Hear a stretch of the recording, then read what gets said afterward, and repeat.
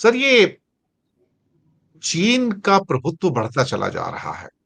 America और चीन की टसल जो है ना, ये विज्ञान की टसल है सर, सारी देखा जाए तो। और ये सुपरमेसी की जो सारी फाइट है ना, ये वही है कि कौन ऊपर जाएगा। दुनिया का जो पूरा इकोनॉमी है वो $100 ट्रिलियन का है, पूरी दुनिया का है। दर्शकों को मैं बता देता हूँ। पीसी सिंह यूएसए से देख रहे हैं, स्वागत है। कृष्णन भी है, आपका भी स्वागत है। तो $100 ट्रिलियन की जो टोटल इकोनॉमी है दुनिया की, उसमें $30 ट्रिलियन तो सिर्फ अमेरिका है और $20 ट्रिलियन चाइना है। तो आधी दुनिया तो इनके पास है। अब इन दोनों की टेक्नोलॉजी की टसल है।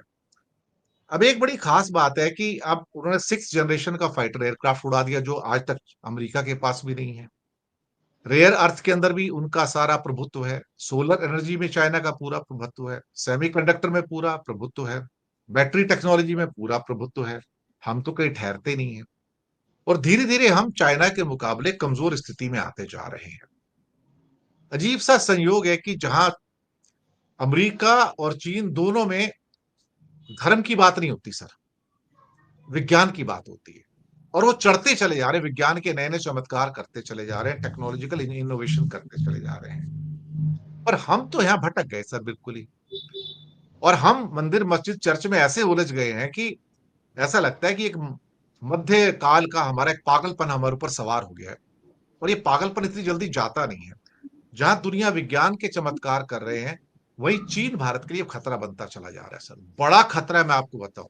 ना केवल 6th जनरेशन को उनका वो है, बल्कि अगले 6 साल में 6 नए एयरक्राफ्ट कैरियर भी लॉन्च करने जा रहे हैं।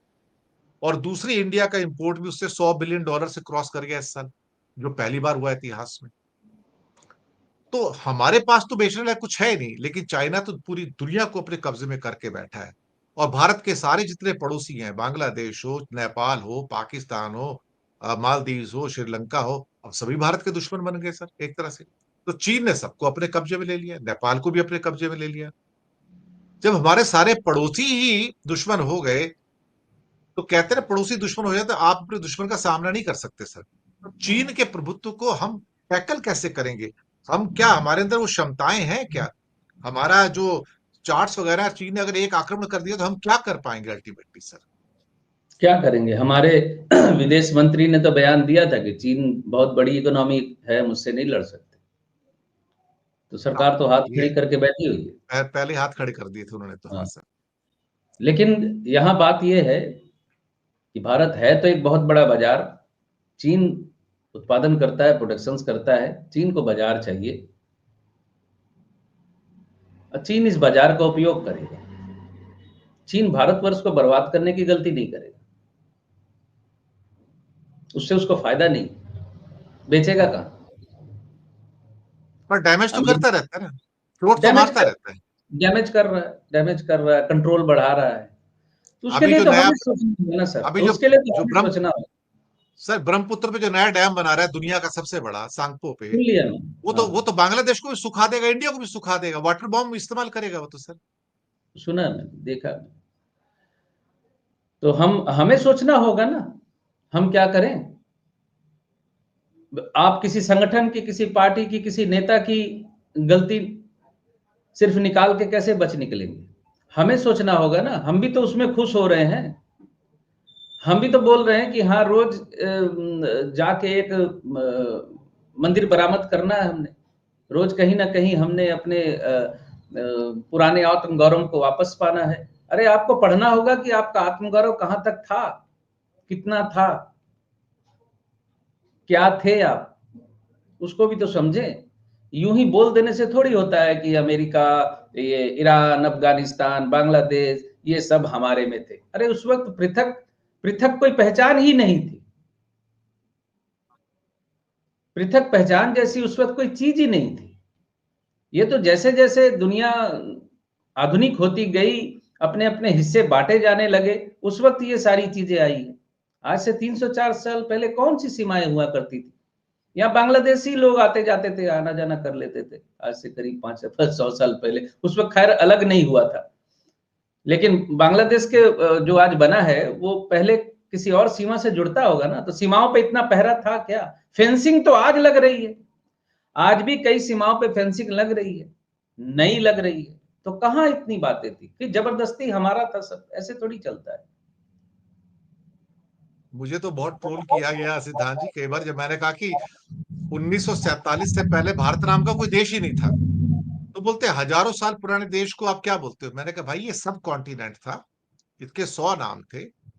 इसको कई लोग भारत महाद्वीप भी बोलते थे, उपमहाद्वीप बोलते थे, कई लोग जम्बू द्वीप भी बोलते थे, कई लोग साउथ जम्बूद्वीप। एशिया भी कहते थे, कई लोग इसको हिंदुस्तान भी कहते थे। हिंदुस्तान उस नजरिए में कि सिंध के उस पार जो लोग रहते थे, उसका किसी धर्म से ताल्लुक नहीं था कोई।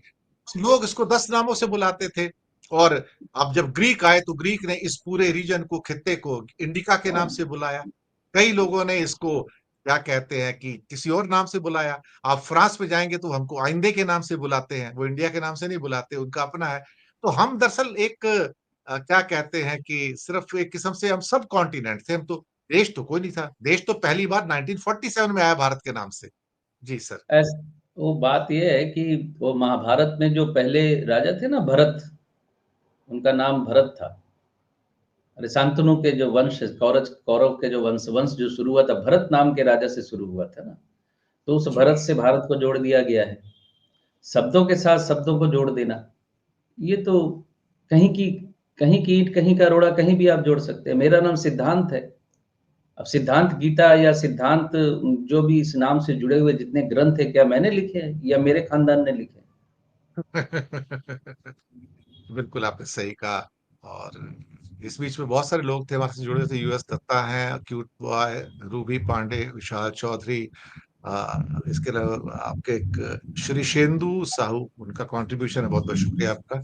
Does disrespect to anyone brings unfortune? Well we should not insult anyone, और किसी की बेइज्जती करके हम बड़े नहीं हो जाते हैं। हम बड़े होते हैं तो अपने विद्वता, अपनी पढ़ाई, अपने ज्ञान के कारण होता है।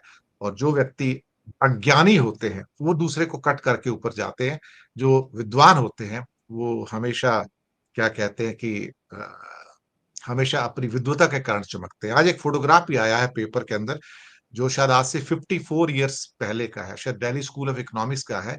और उसमें फ्रंट रो के अंदर उस दिल्ली स्कूल ऑफ इकोनॉमिक्स के स्टूडेंट्स में अमर्त्य सेन और एक दो और बड़े इलस्ट्रियस लोग बैठे हुए हैं जिनको नोबेल प्राइज भी मिला था। और उस टाइम डॉक्टर मनमोहन सिंह वहां पर फैकल्टी थे दिल्ली स्कूल ऑफ इकोनॉमिक्स में। और सब लोग जो बड़े गणमान्य व्यक्ति थे वो क्या कहते हैं कि नीचे कुर्सी बैठे थे और स्टूडेंट पीछे खड़े हुए थे। तो डॉक्टर साहब को आने में थोड़ी सी देरी हो गई तो वो चुप से जाके पीछे स्टूडेंट की लाइन में खड़े हो गए थे वहां पर। तो आज उसका फोटोग्राफ आया कि उन्होंने ये नहीं कहा कि मैं यहाँ का फैकल्टी हूँ और मेरा नाम मनमोहन सिंह है, आप मुझे आगे बिठाओ, नहीं। वो चुपके से जाके स्टूडेंट के साथ जाके खड़े हो गए। और ये स्टोरी उनके बारे में आज निकल के आई कि ये उनकी हम्बलनेस उस टाइम भी थी, कि उस टाइम भी अपने आप को वो एक इतना विनम्र समझते थे। वो उनकी हैबिट के अंदर था वो सारा का सारा। खैर इन्हीं शब्दों के साथ हम लेंगे आ गया। और सिद्धांत जी आज की सुबह बड़ी अच्छी रही, और मैं फिर से एक बार अपने सभी दर्शकों को शुभकामनाएं देता हूँ नए वर्ष की। और आपका सारा आने वाला साल मंगलमय हो, आपका स्वास्थ्य अच्छा हो, सुख और समृद्धि रहे। और साथ में अगर आप में से कोई सिद्धांत जी से संपर्क करना चाहे तो नीचे उनका डिस्क्रिप्शन के अंदर मोबाइल नंबर दिया हुआ है, पहले एक मैसेज डाल दीजिएगा। और फिर जब जवाब आ जाए तो उनसे बात कर लीजिएगा, आप उनसे जो भी आपको कंसल्टेशन वगैरह चाहिए होगी तो। ये हमेशा हम आपसे कहते हैं, तो आज भी हम वही बात कहेंगे। तो आपसे आज्ञा लेंगे और शुक्रिया अदा करेंगे दर्शक मित्रों। With happy new year to you all. Siddhant ji आपका भी नए साल का बहुत बहुत आपका मंगलमय हो, आपके पूरे परिवार के लिए, सबके लिए। तो आपको भी बहुत सर। बहुत शुक्रिया। तो जी बहुत सर। बहुत धन्यवाद, आप हमारे साथ आए, और डेली न्यूज की ओर से आपका बहुत बहुत शुक्रिया। Thank you very much. जी। लास्ट में यूएस दत्ता कहते हैं कि it's a privilege to associate with you, so kind of you. और इंदर मिश्रा भी जुड़े हैं। चलिए अच्छे की कामना करेंगे, और अच्छे की कामना के साथ ही हम नए वर्ष में जाएंगे। हम बुरा सोच कर नहीं जाएंगे, कि सबका जो साल हो मंगलमय हो। और इसी शुभकामना के साथ विदा लेंगे। बहुत बहुत धन्यवाद आपका। जी सर।